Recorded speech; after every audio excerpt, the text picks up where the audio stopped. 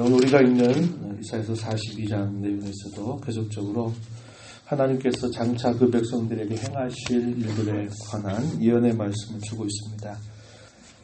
바벨론 나라는 하나님 앞에 악한 도구로 쓰임을 받아서 당시에 범죄하고 있는 유다 백성들을 패망하는 그런 도구로 쓰임받게 될 것이지만, 그러한 패망으로 말미암아 그들이 노역의 때 포로 생활을 겪고 난 다음에 하나님께서 다시 그 백성들을 다시 돌이켜 주시고 그들을 위로하시겠다고 하시는 말씀을 전달할 때, 하나님 또 다른 한 종을 말씀하시는데 동방에서부터 한 사람을 일으키겠다 이런 말씀을 하십니다. 그 인물이 역사적으로 고레스라고 하는 인물입니다. 그래서 포로로 살던 유다 백성들이 다시 하나님이 약속하신 땅으로 돌아오게 하는 일에 그가 선한 도구로 쓰임받는 일들을 말씀하셨는데, 오늘 우리가 읽는 이 42장의 내용은 하나님께서 역사 가운데 고통 가운데 그 백성들을 낮추신 하나님이 고레스라고 하는 인물을 통해서 그들을 다시 하나님의 약속하신 땅으로 인도하시는 것처럼 하나님께서 한 종을 세우셔서 그 종으로 하여금 하나님께서 이루실 일들을 행해 가실 것을 말씀하십니다. 그 종이 누구인가? 바로 그가 우리 주 예수 그리스도라고 하는 사실입니다. 그래서 우리가 조금 전 드렸던 찬송처럼 나시기 전에 우리에게 알려주신 그분 메시아 혹은 그리스도, 그분에 관한 예언의 말씀을 우리가 읽은 본문 속에서 쭉 가시면서 여호와께서 예비하신 이 종을 통해서 하나님께서 놀라운 구원의 일들을 이루어 가실 것에 관한 예언의 말씀을 주고 있습니다. 우리가 읽지 않은 18절부터 마지막 절 내용은 이스라엘 백성들이 당하게 될 고난에 관한 말씀들을 주고 있는데, 그런 고난을 당하게 되는 이유에 관하여서는 그 백성들이 하나님께서 마련하신 선하고 바르고 의로운 길들을 그들이 걸어가지 아니하고 그 말씀에 순종하지 않는 일들을 통해서 결국 그들이 영적인 무감각한 상태에 빠져가게 될 것이고, 영적인 사실들에 대단히 무관심한 그런 형편에 처하는 그런 모습을 표현해 주고 있습니다. 사람은 늘 자신의 길을 걸어가는 존재에 불과하다는 것을 우리는 이 이스라엘의 역사들을 살펴보면서 보게 되고, 여전히 오늘을 살아간다 하더라도 하나님의 긍휼하심과 그분의 자비가 없이는 우리가 스스로 새로워질 수 있는 그런 존재가 아니라고 하는 것을 우리는 또다시 겸손히 깨닫게 되는 것입니다. 오늘 우리가 읽지 않았습니다만 24절 말씀 가서 한번 보십시오. 야곱이 탈취를 당하게 하신 자가 누구냐? 이스라엘을 약탈자들에게 넘기신 자가 누구냐? 여호와가 아니시냐? 여호와께서 탈취를 당하게 하신다. 누구를요? 야곱을. 여호와께서 약탈자들에게 넘기셨다. 누구를요? 이스라엘을. 하나님께서 그 백성들의 교만하고 완악한 죄를 그들로 하여금 견책하시기 위해서 하나님이 이 일들을 행하신다. 이렇게 말씀을 하십니다. 왜 이런 일들을 행하실까? 그 이유에 관해서 뒷부분, 우리가 그에게 범죄하였도다. 그들이 그의 길로 다니기를 원하지 아니했다. 그들 누굽니까? 야곱 혹은 이스라엘. 그의 길, 여호와께서 그들에게 내신 길, 바른 길, 의로운 길, 시온을 향해서 뻗어간 큰 길이라 말해도 되겠죠. 그의 길로 다니기를 원하지 아니하며 그의 교훈을 순종하지 아니하였다. 이렇게 말합니다. 그로 인해서 그 백성들 어떤 처지에 이르렀는가? 18절로 가서 다시 보면, 너희 못 듣는 자들아 들으라. 너희 맹인들아 밝히보라. 맹인이 누구냐? 내 종이 아니냐? 여기서 말한 내 종은 앞에서 말하는 하나님이 기뻐하시는 종 메시아를 말하는 게 아니라 하나님의 택한 받은 백성들을 말하는 뜻입니다. 야곱 혹은 이스라엘을 여기 내 종이라 부르고 있어요. 맹인이 누구냐? 내 종이 아니냐? 내 종이 맹인이다. 이렇게 말하는 말이죠. 누가 내가 보내는 내 사자같이 못 듣는 자겠느냐? 누가 내게 충성된 자같이 맹인이겠느냐? 누가 여호와의 종같이 맹인 이겠느냐. 내가 많은 것을 볼지라도 유의하지 아니하며 귀가 열려 있을지라도 듣지 못하는도다. 이렇게 말합니다.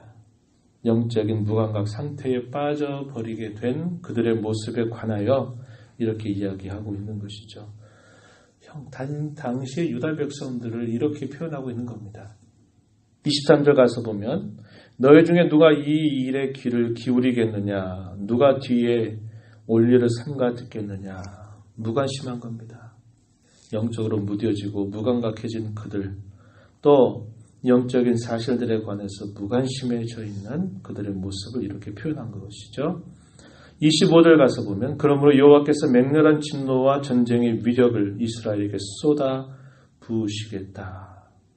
이것은 자신들의 현실 바로 뒤에 마련되고 있는 무서운 징계를 말하고 있는 것이죠. 실제적으로 이 말씀이 선지자 이사야를 통해서 말씀이 선포되고 있는 때는 바로 여기 우리가 살펴있는 그러한 영적인 상태였다고 하는 겁니다. 바로 눈앞에서 어떤 어려움이 닥쳐있지는 않지만 바로 눈을 들어서 조금만 뒤를 바라보면 닥쳐오게 될 그런 위험을 선지자 이사야를 통해서 경고하면서 그들의 죄악에 관해 이야기하시는 것이죠.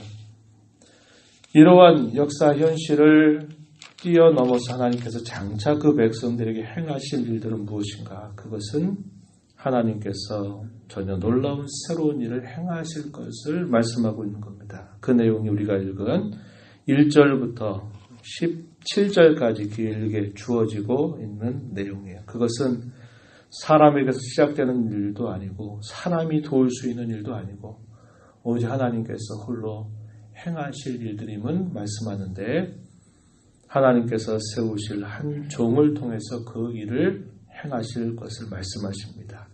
1절 가서 보세요. 내가 붙드는 나의 종, 내 마음에 기뻐하는 자, 내가 택한 사람을 보라. 내가 나의 영을 그에게 주었은즉 그가 이방의 정의를 베풀 것이다. 그는 외치지 아니하며 2절입니다. 목소리를 높이지 아니하며 그 소리를 거리에 들리게 하지 아니하며 상한 갈대를 꺾지 아니하며 꺼져가는 등불을 끄지 아니하고 진실로 정의를 시행할 것이며 그는 쇠하지 아니하며 낙담하지 아니하고 세상의 정의를 세우기에 이를 것이다. 그러므로 모든 사람들이 그의 교훈을 앙망하게 될 것이다. 무슨 말일까요?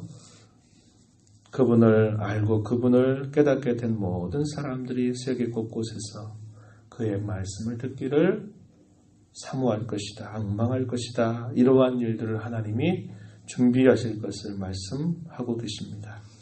이러한 일을 약속하신 하나님은 어떤 분이신가? 5절에 표현하기를 하늘을 창조하여 펴시는 분, 땅과 그 소산을 내시는 분, 땅 위 백성에게 호흡을 주시는 분, 땅에 행하는 자에게 영을 주시는 분. 영이라고 하는 말은 다른 말로 생명입니다. 생명. 생명을 주시는 그 하나님께서 이렇게 말씀하신다.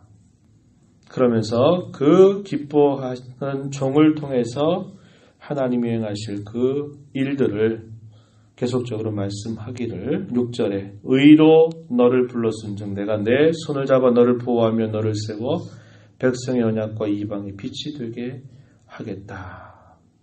눈먼 자들의 눈을 밝히겠고 갇힌 자를 감옥에서 이끌어내겠고 흑암에 앉은 자를 감방에서 나오게 할 것이다. 하나님께서 행하실 그 일들을 이렇게 말씀하는 겁니다.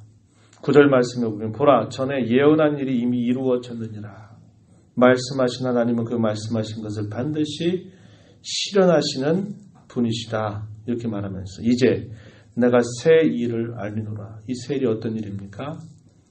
하나님께서 스스로 준비하시고 마련하시고 하나님이 예비한 종을 통하여서 이루실 구원의 놀라운 역사, 이것을 새 일이라 이렇게 표현합니다. 새 일을 알리노라.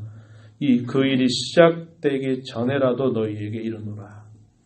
어떤 일이 시작되기 전에 이렇게 말할 수 있는 것은 어떤 근거에서 그러실까요? 그것은 하나님은 반드시 그 일을 성취하신다고 하는 것을 우리에게 분명히 말씀하는 겁니다. 우리 사람 어떤 일들을 교회 갈 때 그것이 실현 가능하기 전까지는 그 일들을 말한 걸 꺼려야죠. 왜냐하면 그게 그렇게 말을 해놓고 되지 않는다면 소용없기 때문에 그러합니다. 그러나 하나님이 그 일이 시작되기 전에라도 이렇게 말씀하시는 것은 그 일은 아주 확고하다. 그것을 우리에게 깨닫게 해주시는 말씀이죠. 그러한 하나님의 새 일을 경험하고 그 새 일에 참여하게 되는 자들은 어떻게 해야 될까요? 10절 보면 중간에 여호와께 새 노래로 노래하며 땅끝에서부터 찬송하라. 12절에 가면 여호와께 영광을 돌리며 섬들 중에서 그의 찬송을 전할지어다. 이렇게 말해서 그러한 구원의 은혜를 받은 사람들이 마땅히 할 일은 새 노래, 구원의 노래, 구원의 감격과 기쁨을 가지고 그의 이름을 노래하는 일들을 해야 되고 모든 영광을 그분께만 돌리고 모든 찬송이 하나님께만 들려지도록 하는 일들을 해야 될 것임을 또 하게 될 것임을 말씀해 주고 있습니다. 우리가 이 말씀을 보면서 뭘 깨달을까요? 죄와 허물로 인해서 이미도 죽었었고 진노의 자녀들로 평생 동안 죄의 종노릇하게 하고 살다가 영원한 형벌을 받아 마땅한 저와 여러분의 이런 영적인 어둠과 또 무지함을 걷어제치고 하나님께서 우리를 위해 보내주신 예수 그리스도를 통해서 우리의 이런 모든 죄로부터 우리를 벗어나게 하신 그 하나님의 일들이 하나님께서 홀로 마련하셨고 하나님께서 홀로 행하셨고 그 일에 값없이 초대받게 하신 그 은혜를 우리는 다시 한번 깨닫게 되는 것이고 이 하나님의 이 약속의 말씀은 이미 예수 그리스도 안에서 이루어져서 오늘 그 은혜 안에 우리가 서 있다고 하는 사실을 우리는 발견하게 되는 겁니다. 우리의 남은 날 동안 우리가 힘써야 될 것은 그분의 영광입니다.